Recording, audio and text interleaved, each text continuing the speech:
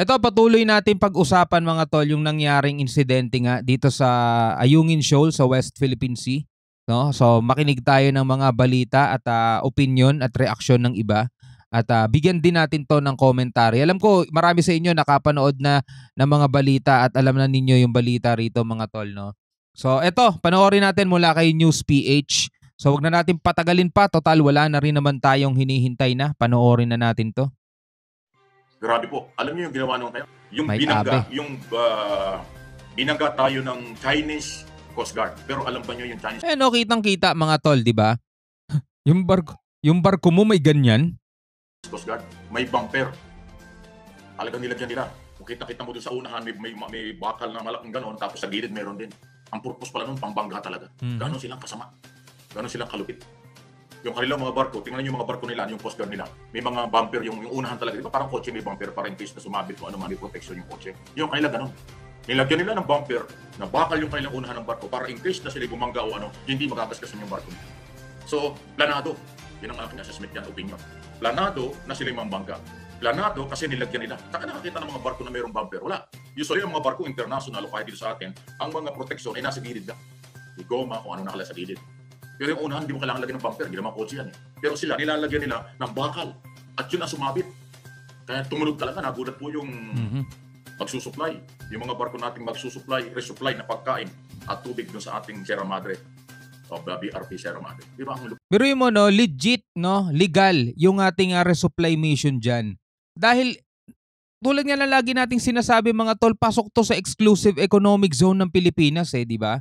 No, na patuloy na inaangkin, patuloy talagang inaagaw no nitong bansang to mga tol na hindi pa nakontento dun sa nasasakop nila, di ba? Dahil talagang sinusunod nila yung 9 dash line o 10 dash line nila mga tol. Etong 10 dash line bago lang yan, di ba? Yung 9 dash line nila na kamakailan lang naman nila inaangkin, di ba? 1947. Samantalang tayo mga tol, matagal na sa atin yan. Di ba may mga lumang mapa na tayo, yun nga yung ginamit natin kaya naipanalo natin yan doon sa Court of Arbitration, di ba? Yung mapa nung panahon pa ng mga Kastila, mga tol, kasama na itong mga to sa mapa natin di ba? Biruin mo napakalayo na sa kanila niyan at saka nung UNCLOS mga tol, nung 1981 nung itinayo yung UNCLOS, yung itinatag yung UNCLOS, napag-usapan doon na magkakaroon ng bahagi ang bawat bansa at ang sukat noon ay 200 nautical miles mula doon sa kalupaan. Sinang-ayunan din nila yung kasama sila dun sa pumirma pero tignan nyo naman ang ginagawa nito mga to. Hindi nila inikilala ang batas. Diba? Again mga kapatid, hindi tayo galit sa lahi. Hindi tayo galit doon sa nila, sa bansa nila. Ang ayaw natin yung ginagawa ng gobyerno na patuloy na pangaagaw. Kasi mga tol, nandito na tayo sa panahong 2023 na. Tapos na yung mga unang panahon dati na pangaagaw ka, hindi na ganun yung gawain ngayon. Kasi gulo na talaga yung hinahanap mo pag ganun ang ginagawa mo. Grabe. lupit ang kanilang ginagawa? Grabe, sobra na po ito. Ito ay act of war na. Act of war na ang kanilang ginagawa. Kasi yung barko ng ibang bansa, babanggain mo ng ibang barko ng ibang bansa. Ibig sabihin niyan ay intentional, planado, pinagplanuhan. So act of war yan. At sa Pilipinas lang nila nagagawa yan, no? Gawin nila yan sa ibang bansa. Makakatikim sila talaga. Napakabait talaga ng Pilipinas mga tol, napakabait. No? Mahilig tayo sa diplomatic protest which is yun lang talaga kasi kaya natin dahil pinahina tayo ng mga nakaraang administrasyon 'Di ba? Pagkatapos nung FEM, pinahina na tayo ng mga sumunod mga tol. Kaya wala tayong kakayanan kundi diplomatic protest lang. Unlike sa ibang bansa mga tol, subukan nilang gawin 'yan, 'di ba? Masasample lang talaga sila. Dito sa Pilipinas hindi. No, hindi natin magagawa talaga. Siyempre, hindi aaminin niya ng ating mga kinaukulan, pero may galit yan. Alam nila yung sinasabi ko. Malamang yan din ang iniisip nila. Yan ang aking opinion. Act of war na itong ginagawa ng China. Grabe na yung pagmamaliit sa atin. Kaya nga, tulad sinabi ko kanina, mula kahapon na mangyari ito, hindi muna ako nag-topic nito. Pinili ko ngayong umaga. Dahil kahapon hanggang kanina umaga pagising ko, naghihintay ako ng mga reaksyon ng mga pro-China. Ako rin Pilipino. Kahit sino sila, politiko, malaking pangalan, wala pa akong narinig. Hinihintay ko nga reaction dyan ni Senator Robin ni Senator Bato nung mga Chekwang nagpapanggap na Pilipino Nag-iintay nga ako ng reaction nila kung paano nila i-depensa tong na to Wala naman sana magdepensa mga tol, no? Kasi kitang-kita nyo naman talaga. Wala silang comment, tahimik sila. Inuulit ko, yung gobyerno at yung mga Pilipino may prinsipyo sa isong ito. Alam na natin galit. Alam na natin hindi talaga maganda. Kahit ako, hindi talaga tayo natuwa sa nangyari niya. Yun na yung sinasabi ko. Di ba noong pagputok sa Israel, sa Middle East na kaguluhan, sabi ko, kung yung magunit ang aking mga video, posibleng mag-take advantage. Posibleng magsamantala ang China dyan sa West Philippine Sea dahil nakapokus ang international, nakapokus ang Amerika at maraming mga bansa doon sa problema sa Israel. Ayan, nangyari naman. Alam ng China, nakapokus doon ng media, ang lahat ng malaking mga bansa sa Middle East, ayun, ginawa na nila yung pagbangga sa ating barko, nag-resupply ng barko. Kuha nyo? Hindi ako nagkamali doon sa pantahat, aking topic noong umpisa pa lang.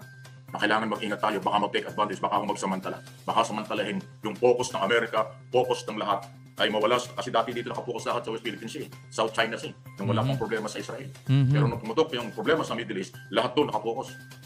Ang United Nations, ang Amerika, ang European Union, at marami pang bansa dito sa Asia. So, ayun na, sinamantala nila. Dati wala naman ako nakikitang bunker sila eh. Wala akong nakikitang bunker sa kanilang mga barko nung mga nakaraang araw. Wala kayong nakikitang nilagay na bumper o bakal sa unahan ng kailang barko. Eh ngayon, meron na yung mga barko, yung ngayon tumama eh. So, di ba? Tama tayo. Intentional. Planado. Ayan, tingnan nyo. Ito yung ano eh. Ayan, mayroon siyang bumper dito. Ito, wala. So, ito lang ata yung talagang pambangga.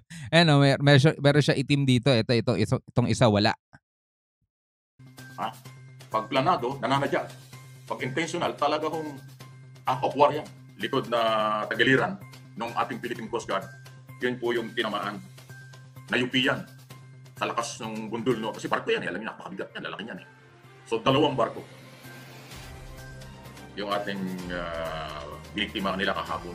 So, sumabit lang naman to eh. Sumabit lang. Pero, bakit sasabit? Hinaharang nga nila eh. Yun ang problema eh, di ba?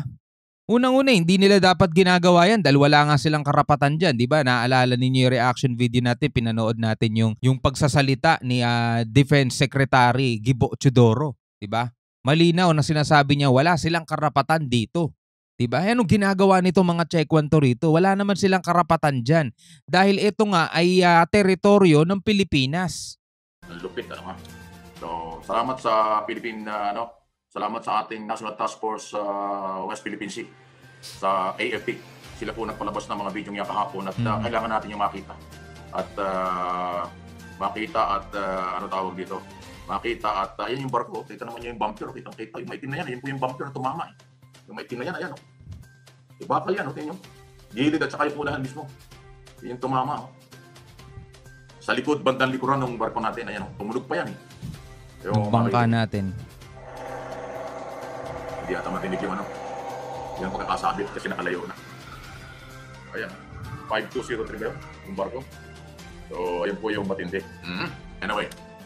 Nakita ko lang po para at least pero yun po ay official na merong record video ang ating National Task Force West Philippine Sea. Ayan yung mga, ewan natin kung ano mangyayari. Abangan din po natin kung ano mga magiging official na statement ng ating ng ating AFP nga, Armed Forces of the Philippines at saka ng ating Pangulo. Ewan ko, siguro pagka ang Pangulo ngayong araw na ito may schedule sa labas, baka may mga ambush interviews kasi ang presidente ko ay kadalasan sa mga ambush interview lang ko pwede matanong sa mga ganyan pagka hindi masyadong busy. Pero yung official na pagharap sa media hindi masyadong nagagawa ng ating Pangulo kasi dami na ginagawa. So, actually, tayo pa nga ang sinisi ng China eh, no? Wag daw tayong gumagawa ng gulo at wag daw tayong masyadong nagdadrama. 'Di ba? Paulit-ulit naman natin sinasabi, unang-una nilalabag nila yung international law. Pagkatapos nilang labag yung international law, unang-una wala silang karapatan diyan sa lugar na yan dahil hindi yan nasasakop nila. Sila lang ang bukod tanging bansa na may ganyang kaisipan. Wala nang ibang kumikilala sa claim nila kundi sila lang eh. 'Di ba? Wala silang backup support, 'di ba? Wala silang ganoon. Tayo meron na nga tayong backup support eh.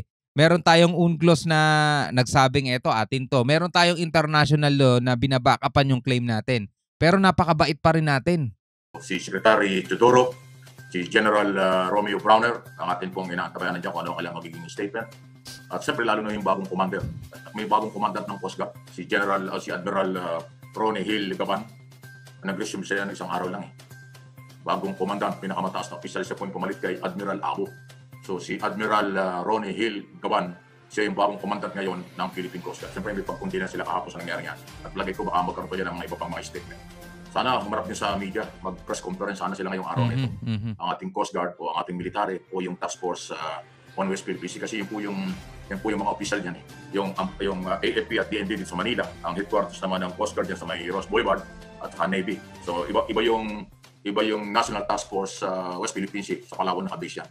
Pero siyempre nako-coordinate naman. Sana mag-press conference sila ngayong araw na ito kasi kahapon linggo baka naka-relax sila, saka siyempre wala yung mga staff.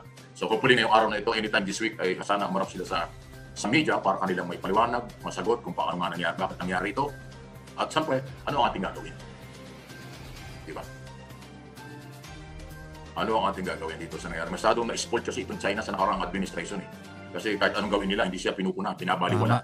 At dahil ang piling kaibigan ay pagkaibigan masyado. Kaya sabi ko nga sa inyo, kahit sa personal, ang pagkakaibigan may mga limitasyon. Ang pakikitungo sa kapwa may limitasyon eh. Lalo na ko sa pag-country to country na. Pag tayo nakipagkaibigan sa ibang mga bansa, business, security, okay lang yan. Pero may limitasyon yan. Pag-aabusuhin tayo, hindi na pwede yun. Tama, di ba? Saka kahit naman totoong buhay di ba? Personal, kaibigan mo. Hindi naman porket kaibigan mo bigla-bigla na lang papasok sa loob ng bahay nyo tapos dire-diretso sa kusina. O kaya makikitulog sa loob ng kwarto nyo mag-asawa. O kaya bigla-bigla na lang kukuha ng mga gamit doon sa bahay mo. Kukuha na lang basta-basta ng gamit mo. Di ba hindi ganun? May limitasyon yun. Merong barrier yun mga tol. So dito sa pakikipagkaibigan natin sa China, nitong nakaraang administrasyon, 6 na taon mga tol, wala tayo masyado narinig ng mga balitang ganito, no? Diba? Nakipagkaibigan tayo, trade partner. Tama naman yan Dapat nga lahat ng bansa kaibigan natin Pero may limitasyon yun. Hindi ka pwedeng mangagaw ng teritoryong hindi sa'yo. Diba? Diba? Hindi ibig sabihin nakipagkaibigan tayo, aabusuhin tayo nila, papayag tayo. Parang kapitbahay din. Huwag yung kapitbahay natin, pinakasamahan natin, pero kung inaabuso naman, mararamdaman mo naman yan Kung inaabuso ka ng kapitbahay mo, hindi na pwede yun. Diba? O sige, magkaibigan tayo, pero may limit yan. Pati yung pagpasok mo sa bahay, kung may limit, papasok ko sa bahay mo. Kung kinakailangan, may limit. Yung ginagawa ko, may limit din yan. Respeto sa isa't isa. Bilang tama no? So, kailangan talaga mga tol, ito ay aksyonan ng ating gobyerno. At nakikita naman natin kumikilos na sila, na papanood natin yan sa mga balita. Ikaw bilang isang Pilipino, ano masasabi mo dito sa video na napanood natin? Ano ang iyong opinion? Ano ang iyong reaction mga tol? No, abangan natin kung ano ang masasabi rito ng ating mga mabubuting senator, no, kung paano sila magre-response. So maraming salamat sa panonood. Huwag niyong kalimutan mag-subscribe mga kapatid kay News PH. Yan nakalagay po ang link sa ibaba. At kung bago ka pa lamang dito sa ating channel at trip mo yung mga ganitong klaseng reaction video, huwag mong kalimutan mag-subscribe. Click mo na rin ang notification bell para ma-notify ka pag may mga bago tayong reaction video. Hanggang sa muli, ako nga pala si Shobal D.